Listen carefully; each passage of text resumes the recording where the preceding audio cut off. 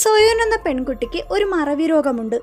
ഒരു അപകടത്തിന് ശേഷം പുതിയ കാര്യങ്ങളൊന്നും അവളുടെ മെമ്മറിയിൽ നിൽക്കില്ല. ഓരോ ദിവസവും നടക്കുന്ന സംഭവങ്ങളെല്ലാം നോട്ട് ചെയ്ത് വെച്ചാണ് അവൾ മുന്നോട്ട് പോകുന്നത്. ഈ കാര്യം അവളുടെ പാരന്റ്സിനും ബെസ്റ്റ് ഫ്രണ്ടിനും ടീച്ചേഴ്സിനും മാത്രമേ അറിയുള്ളൂ.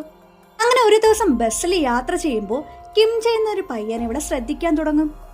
കിം ജെയിനോട് അവന്റെ ക്ലാസ്സിലെ പയ്യന്മാര് ഈ പെൺകുട്ടിയെ ഡേറ്റ് ചെയ്യാൻ വേണ്ടി ചലഞ്ച് ചെയ്യും.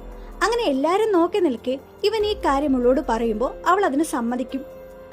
സ്കൂൾ വിട്ട സമയത്ത് ഇവളിവന്റെ ക്ലാസ്സിലേക്ക് വന്നിട്ട് ഡേറ്റ് ചെയ്യാൻ വേണ്ടി 3 കണ്ടീഷൻസ് പറയും.